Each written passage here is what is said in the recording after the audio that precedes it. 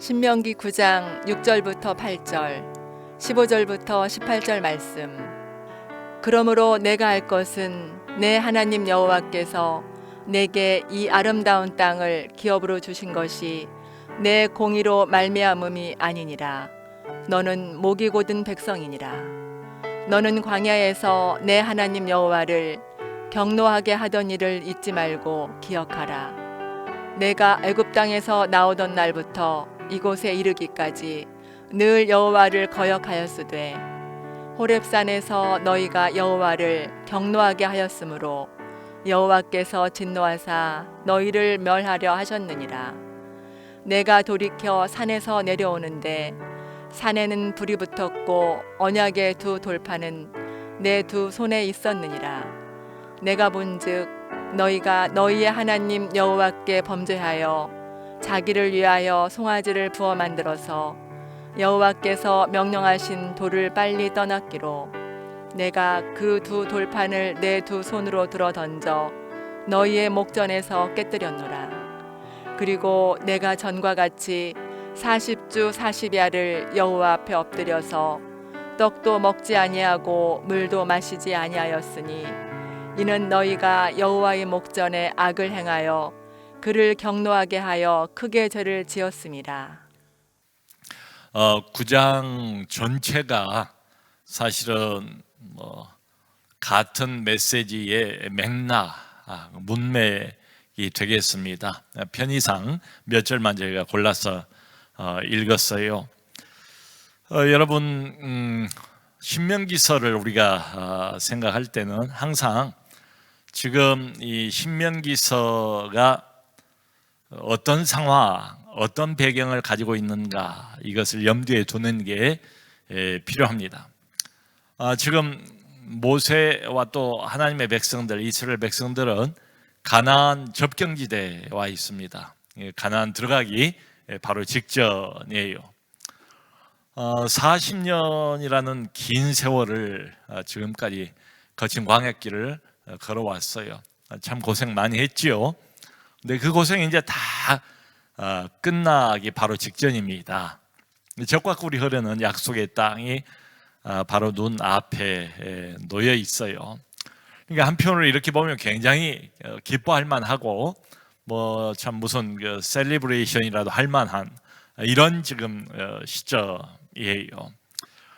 또 지금 모세를 필두로 해서 여호수아와 갈렙 을 중심으로 해서 여기까지 와 있는 이 이스라엘 백성들은 2세대들이 대부분입니다. 그러니까 1세대는 광야에서 불순종 때문에 다 거기서 죽었고, 하나님께서 또 그것도 말씀을 하신 거예요.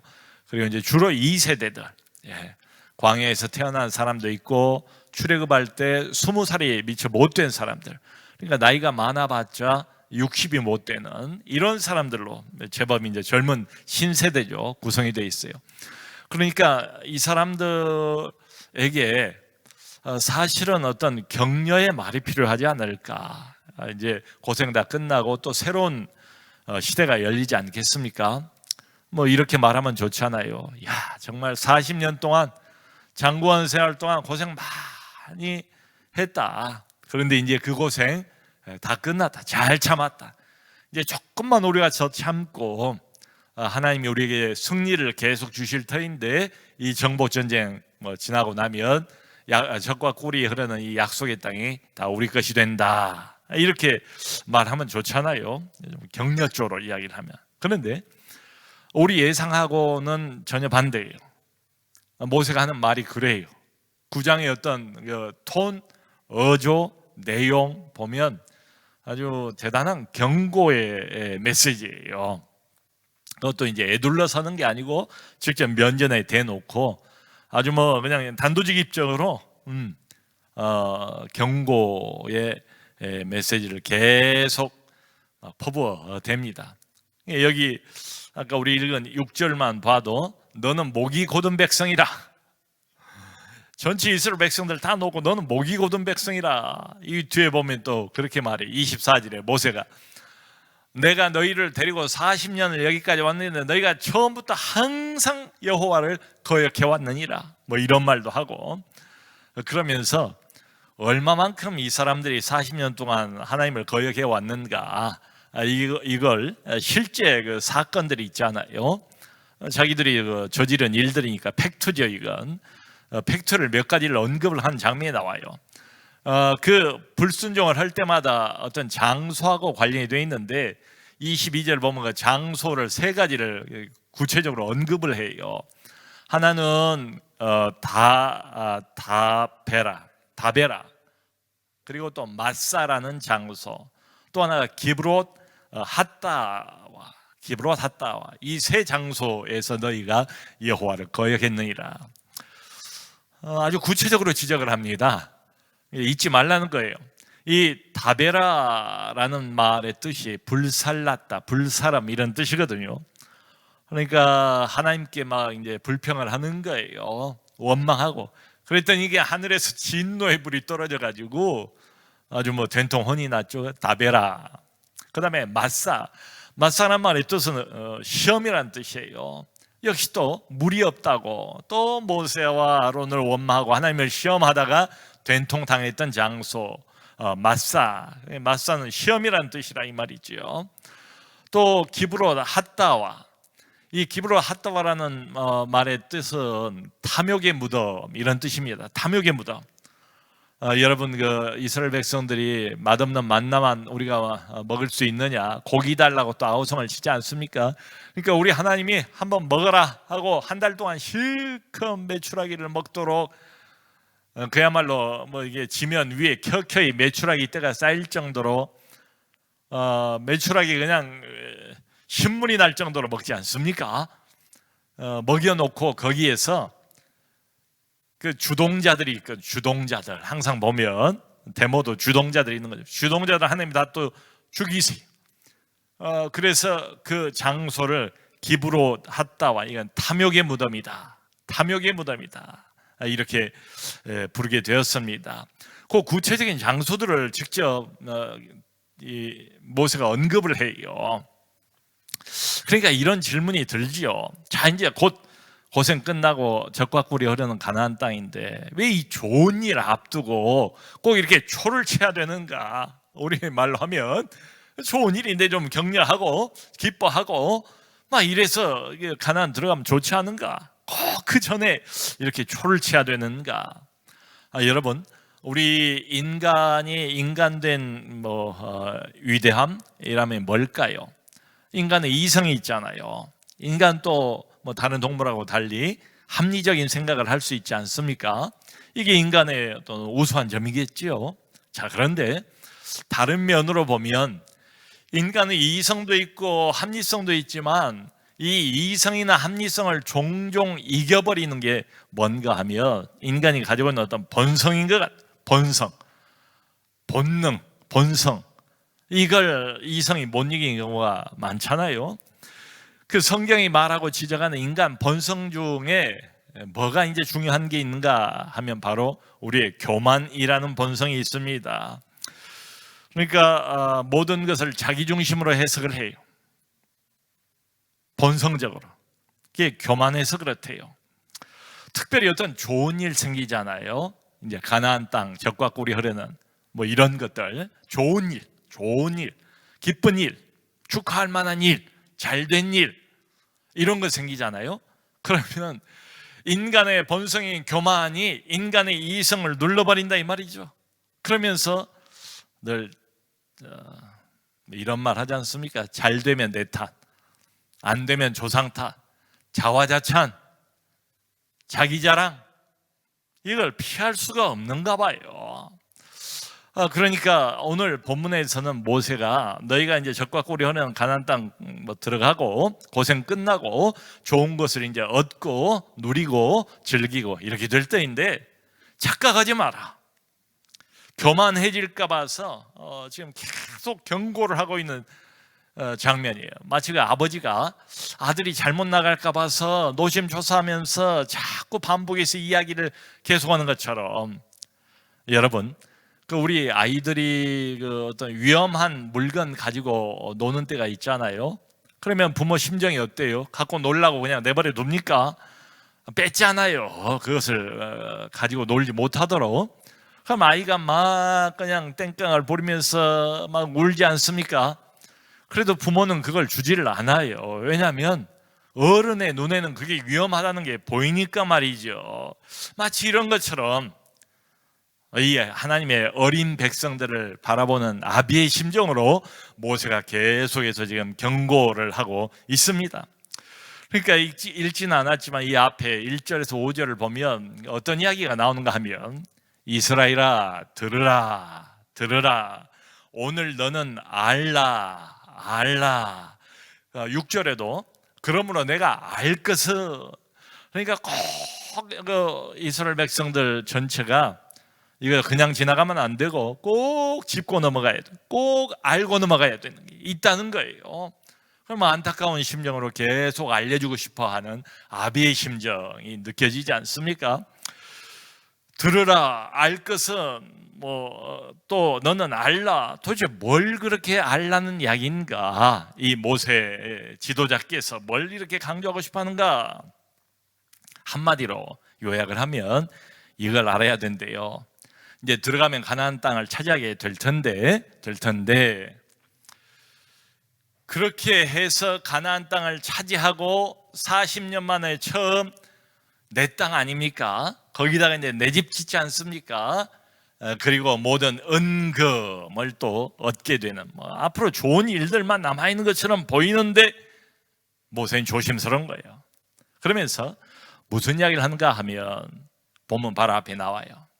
4절 5절에 이렇게 된 것이 네가 의로워서 된 게 아니란 걸 알라.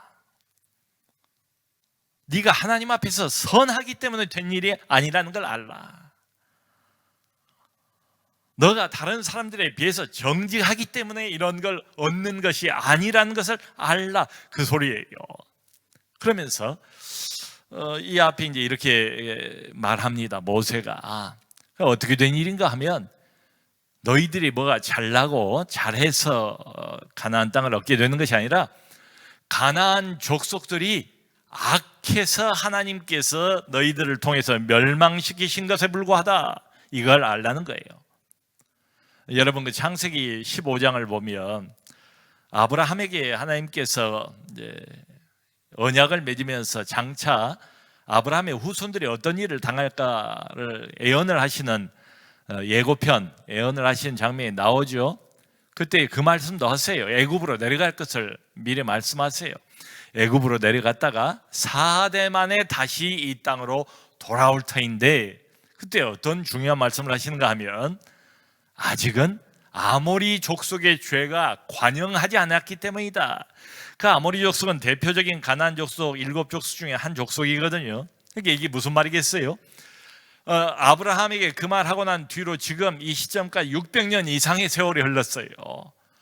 그렇게 600년 이상 가나안 족속들이 우상 숭배하고 도덕적으로 행음하고 행악하고 어두운 일을 행하고 있는 죄 없는 죄를 죄다 끌어모아다가 다 저지르고 그러면서 죄를 하나님 앞에서 켜켜이 쌓아서 더는 눈뜨고 봐줄 수가 없는 때가 왔다는 거지요.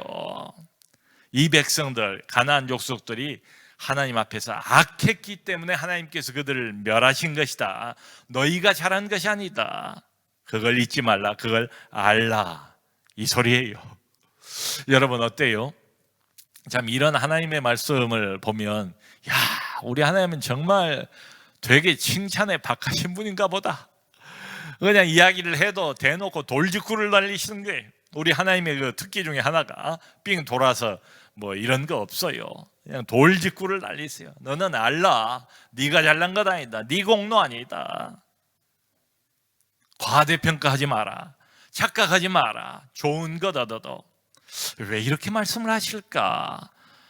왜냐하면 그게 사실이기 때문에 그래요. 실제이기 때문에 그래요. 여러분 지금 40년 동안 지난 40년 동안 이스라엘 백성들이 광야를 쭉 걸어왔어요. 근데 모세 말이 이 40년을 딱 정의를 해주는 것 아닙니까? 내가 너희들을 끌고 애굽을 빠져나왔던 그날부터 이때까지 한 번도 너희들 하나님의 마음에 든 적이 없다. 계속 내가 너희를 알던 날부터 이제까지 불순종만을 거듭해왔다. 그러니까 구원받고 난 이후에 40년 광야 생활을 여기까지 했어요. 하나님의 백성 맞아요. 구원은 받았어요.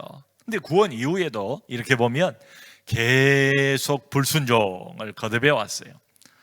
여러분 그 광야 생활에 관해서 어느 한번 이스라엘 백성들이 정말 마음먹고 거국적으로 하나님 앞에 결단하고 순종하고 하나님 마음 기쁘게 해드리고 하나님께만 영광을 돌렸다. 그래서 하나님께서 너무너무 이스라엘 백성들 때문에 기분이 좋으셨더라. 이런 말 한마디 있습니까? 그런 암시도 없어요. 계속 불순종, 계속 원망, 불평, 계속 얻어맞고 여기까지 오는 거예요. 근데 이제 갑자기 좋은 세상이 열리는 거예요. 이제 광야 거친 들판 광야길 헤맬 필요 없어요. 이제는 집 짓고 정착해서 안정된 생활 보장받고, 그리고 이제 비로소 생활도 좀 누리고 좀 라이프 스타일도 좀 업그레이드 시키고, 이제는 광야가 아니니까 좋은 것도 좀 누리고 맛보고 좋은 일이 이제 기다리고 있어요, 이 백성들을. 근데 모세는 웬일인지 계속 더 걱정을 하는 것처럼 보이지 않습니까? 그때 좋은 거 누릴 때 착각하지 마라. 너희들의 공로가 아니다. 지금 이 소리를 자꾸 하고 싶은 거예요. 자, 여러분 예를 들어서 어떤 사람이, 이런 경우는 종종 있습니다. 원하는 직위를 얻었어요. 원하는 직위를. 네. 또 갑자기 그냥 좋은 일 생겼어요. 갑자기 재물이 생겼어. 갑자기 상당히 많은 돈이 생겼어요. 갑자기 어떤 일을 성취를 했어요. 오랫동안 자기가 꿈꾸고 또 추진하고 했던 어떤 일이 성취가 됐어요. 근데 이 말씀에 비추어서 한번 생각을 해보자고요. 그때 당시에 나의 신앙이 어떤 상태였는가? 물론 교회 출석은 했지요. 어쩌면 헌금도 잘 했을 것 같고 봉사도 하고 있을지도 몰라요. 그런데 하나님만 믿고 하나님만 의지하고 하나님만 기쁘게 해드린 그런 상태였습니까? 그저 진심으로 하나님만 세상보다 더 사랑하는 상태였습니까? 그저 하나님의 영광을 내 삶의 목표로 1번으로 알고 그렇게 추구했던 그런 때였습니까? 아닐거리요. 정직하게 생각을 해보면 어느 날 좋은 일이 내게 다가왔어요. 근데 내 신앙은 여전히 그런 점에서 보면은 만족스럽지 못해요. 여전히 불순종해요. 여전히 많이 넘어져요. 하나님만 붙들고 하나님만 믿고 따르지도 않아요. 근데 좋은 게 주어졌어요. 그럼 어떻게 해석을 해야 될까요? 지금 그런 경우를 모세가 이야기를 하는 겁니다. 내가 하나님 앞에서 그렇게 이쁜 짓 하지 않았는데, 하나님이 기뻐할 만큼 그렇게 살지 못했는데, 그렇게 순종하지 못했는데도 그냥 좋은 일이 다가왔어요. 그러면 감 잡아라. 착각하지 말라. 너의 공로 때문이 아니다. 네가 잘해서 그런 것이 아니다. 뭘 말하고 싶은 걸까요? 전적으로 하나님의 은혜다. 하나님이 하신 일이다. 그걸 잊지 말라. 그러니까 이럴 때 착각을 해서, 아까 말씀드렸잖아요. 사람의 본성이 이성보다 더 훨씬 우위에 있다. 나에게 초점을 맞추면 어떻게 될까요? 나를 높이게 되지요. 그러면 하나님의 은혜는 잊어버려요. 하나님은 온데간데 없이 없어져 버려요. 여러분, 이 공로의식이라는 거 있잖아요. 공로의식. 나 때문이지. 내가 잘했지. 내 공로야. 내 덕이야. 이 공로의식하고 은혜의식이라는 거 있잖아요. 하나님이 주신 것이지, 하나님이 하신 일이지, 하나님이 불쌍히 여기셨지, 이거 하나님 아니면 누가 하겠어. 나 같은 사람이 이걸 생각지도 못했던 이런 축복과 은혜를 내가 받았는데 이건 나 때문이 아니야. 하나님이 전적으로 처음부터 끝까지 다 하신 것이지. 이 은혜의식과 공로의식은 늘 보면 부딪혀요. 서로 손을 잡기가 불가능해요. 늘 반비례 관계가 있습니다. 자, 그러니까 지금 이스라엘 백성들은 가나안 딱 이제 접경이에요. 가나안이 보여요. 얼마나 참 가슴이 설레겠어요. 그야말로 두건반 세건반 조금 있으면 이제 저 땅 무엇이 기다리고 있는가? 적과 꿀이 너무 좋을 것 같아요. 기대가 많이 돼요. 근데 지금 이 시점에서 하나님과 이 백성들이 말하자면 동상이몽이에요. 동상이몽.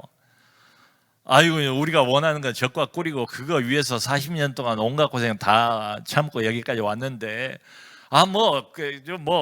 그래, 상관없습니다. 하나님, 우리 공로 아니라고 그럽시다. 우리 공로에는 우리 공로가 아니고 하나님 은혜이든 그게 뭔 상관입니까? 적과 꿀만 있으면 되지요. 아마 이 생각일 거예요. 다른 건 괜찮습니다. 대충 넘어가고 싶은 이런 마음일 겁니다.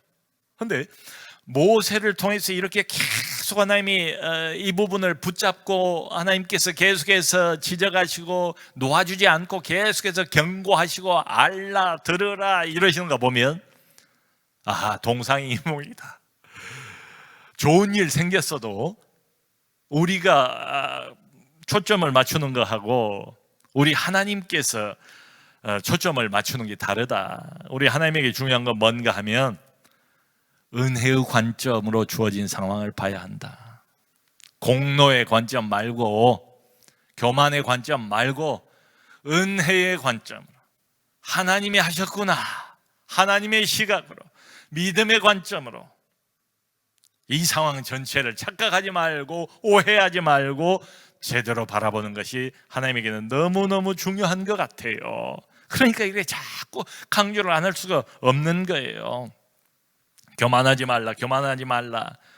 여러분, 실제로 우리 자신을 한번 생각해 봅시다. 저는 이렇게 생각합니다. 생각 이상으로 우리는 이 부분이 약해요.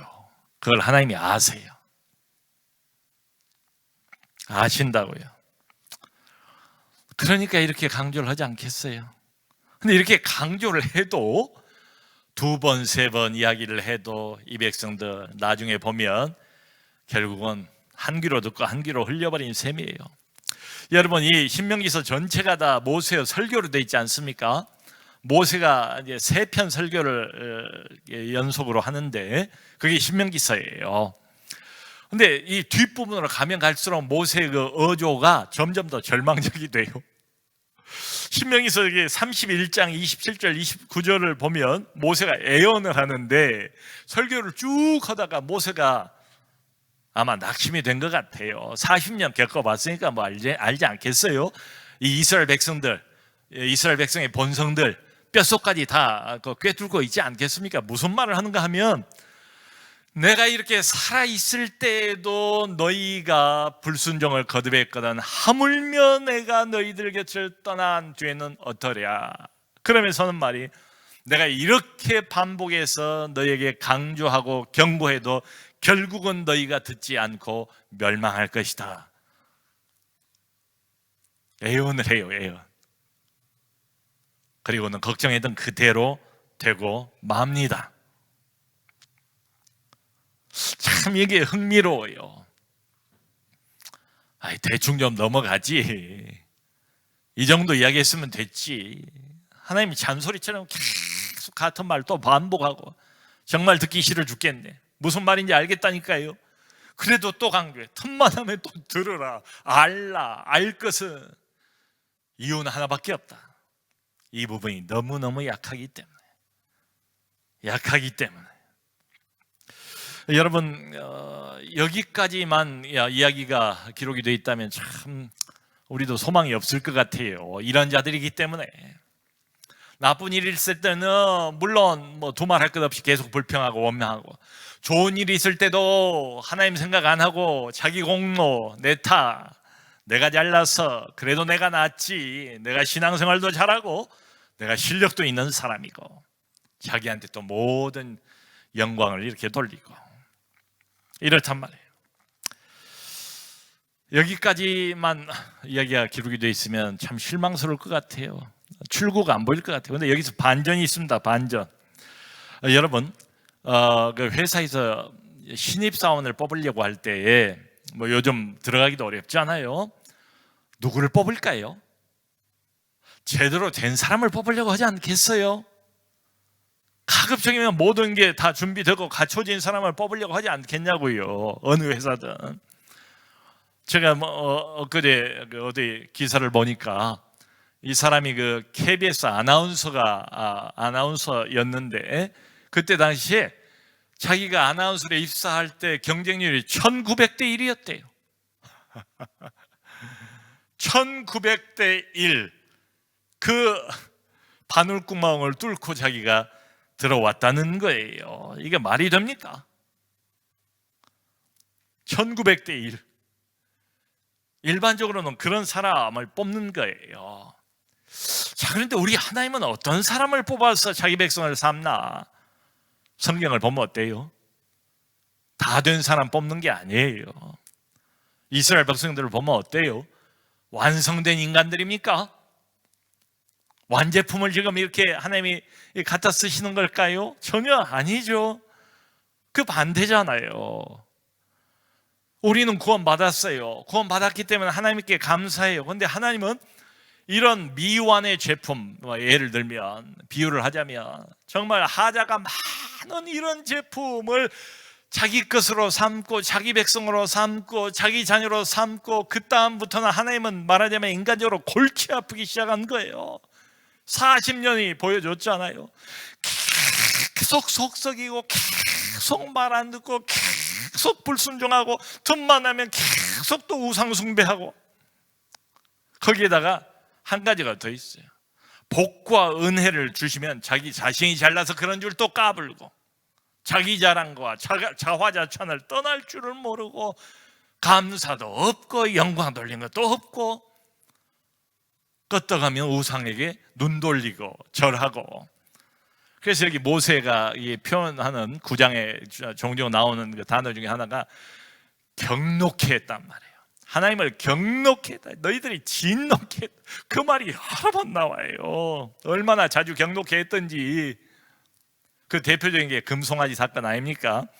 모세 시내산 위에 올라가 있을 때 아래에서 아론을 중심으로 해가지고 금송아지 만들어 놓고 절하고 하나님이 진노를 했대요. 그 여기 14절을 보면 이런 말까지 하나님이 하셨대요. 하나님이 이제 모세에게 들려준 말을 백성들한테 하는 거예요. 하나님이 나를 막지 말라. 내가 그들을 없애고 너를 통해서 보다 강대하고 큰 나라를 만들 것이다. 그렇게까지 하나님이 나오셨대요. 이 백성 다 전멸시켜버리고 모세 너는 믿음이 있는 사람이니까 너를 통해서 내가 훨씬 더 크고 멋지고 강대한 이런 나라를 내가 만들겠다라고 하나님이 나오시더라는 거예요. 네. 그래 이제 이 하나님이 얼마나 화가 났던지 그야말로 인간적으로 머리 끝까지 화가 났어요. 그걸 이제 모세를 통해서 표현을 하시는데 모세가 하나님이 기록해 주신 그 두 돌판을 들고 내려오다가 그 광경을 보고 산 위에서 던져버리지 않습니까? 박살을 내버리지 않습니까? 근데 그 다음에 이제 이게 흥미로워요. 모세가 하나님의 그 말씀을 듣고 이렇게 반응을 안 했어요. 예, 하나님, 나도 보니까 이 백성은 처음부터 끝까지 마음이 완악하기가 이를 데가 없습니다. 이제 구원받은 지 얼마나 됐다고 벌써 마음을 돌이켜서 금송아지를 섬기다니요. 이 백성은 지금도 그렇지만 앞으로 가도 소망이 없습니다. 뻔할 뻔짭니다. 소망 없는 백성입니다. 하나님 잘 생각하셨습니다. 더 골치 아프시기 전에 하나님 정리해버리시고 하고 싶은 대로 하시지요. 이렇게 말하지 않았다는 거예요. 여기 모세가 자기 이야기를 쭉 합니다.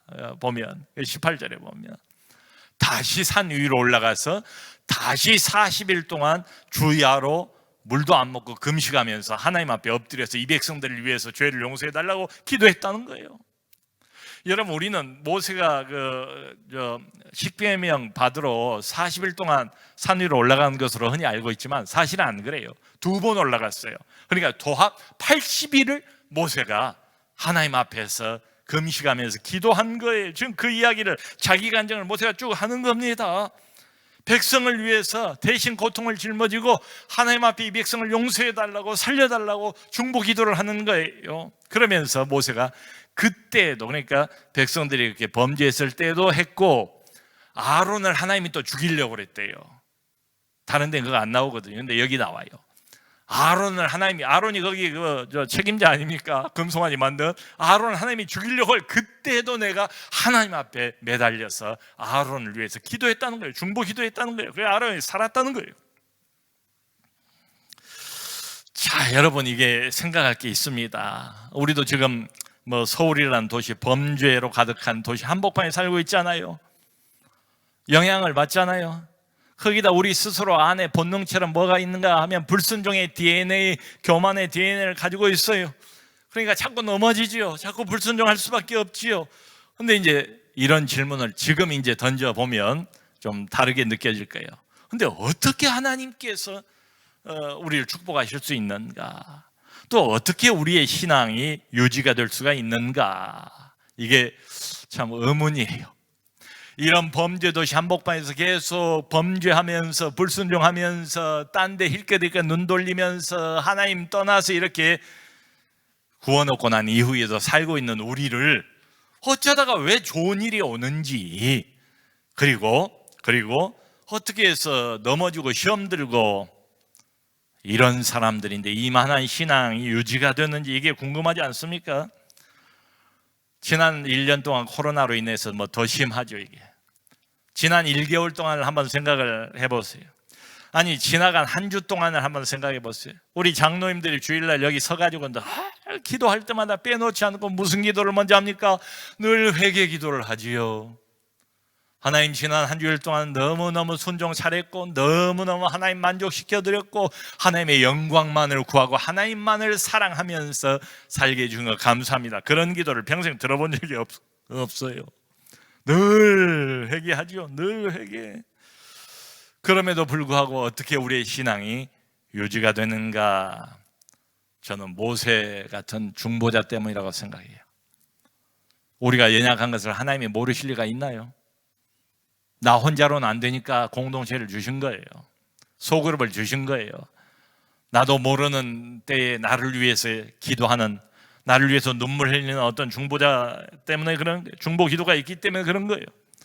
그러니까 로마서 8장에서 이야기하는 것처럼 성령도 말할 수 없는 탄식으로 우리를 위해서 계속 중보기도 하시고, 또 우리의 구주 되시는 예수님께서 하나님 보좌 우편에서 우리를 위하여 끊임없이 간구하고 중보기도 하시고, 그리고 또 우리 옆에 작은 모세들, 공동체, 나를 알고 있는 지체들, 나의 연약함을 알고 있는 그 지체들이 나를 위해서 끊임없이 작은 예수가 되어서 기도해주고 작은 모세가 되어서 중보기도 해주시고, 하나님께서 그 기도를 들으신다.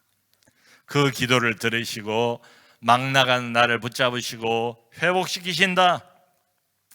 제가 지난 1년 동안의 어려운 가운데서 가장 많이 들었던 이야기, 우리 교육자들 모임에 이제 종종 뭐 교회 이야기 또 목장 이야기를 많이 하는데 가장 많이 들었던 이야기 중에 하나가 이런 것 같아요. 사람들이 어려웠다가 시험 빠졌다가 낙심했다가 절망 속에 들어갔다가 또 빠져나와요. 회복이 돼요. 다시. 근데 어떻게 된 거냐? 가장 우리가 많이 들었던 표현이 뭐냐면 기도해 주신 덕분에, 기도해 주신 덕분에. 이게 정답입니다. 모세의 기도를 듣고 한 민족이 멸절당할 뻔했다가 그래도 하나님이 봐주신 것처럼 기도해 주신 덕분에, 사랑하는 성도 여러분, 행여 살아가다가 좋은 일, 기뻐할 만한 일, 적과 꿀, 비유하자면 가나안 땅과 같은 일이 생기거들랑 착각하지 말자. 내가 잘나서 내 공로 때문에 아니다. 교만하지 마라. 하나님께서 하신 일이다. 전적으로 하나님의 은혜다. 요거 잊지 말고, 그리고 깊이 시험에 빠지고 우왕좌왕하고 넘어지고 이랬다가도 회복이 된다면 그것도 나 때문이 아니다. 나를 위해서 기도해 준 중보자 때문이다. 내가 연약한 걸 아시고 내 옆에 나를 아는 중보자를 붙여놓으신 거 아니겠어요? 모든 게 이렇게 보면 하나님의 은혜다. 2020년 코로나19 한복판도 우리가 뚫고 나와서 이만한 신앙이나마 유지하고 있는 이유가 뭐냐? 바로 여기 있습니다. 하나님이 전적으로 네 영혼을 책임져 주셨기 때문이다. 하나님의 은혜 때문이다. 은혜 덕분에 여기까지 나온 줄로 믿습니다. 2021년도도 여러분 다른 것 없습니다. 우리에게 소망이 있다면 무엇이겠습니까? 바로 하나님의 은혜, 나를 불쌍히 여기심, 이 모양 이 꼴인데도 불구하고 나를 버리지 않으심, 나를 다시 회복시키심, 내게 좋은 것들을 주심, 내게 중보자들을 허락해 주셔서 기도하게 하심, 이 모든 게 알든 모르든 느끼든 못 느끼든 하나님의 은혜인 줄로 믿습니다. 이 하나님의 은혜의 손길만을 의지하시고 그 손을 붙들고 믿음으로 전진하는 우리 모두가 되기를 주님의 이름으로 축원합니다.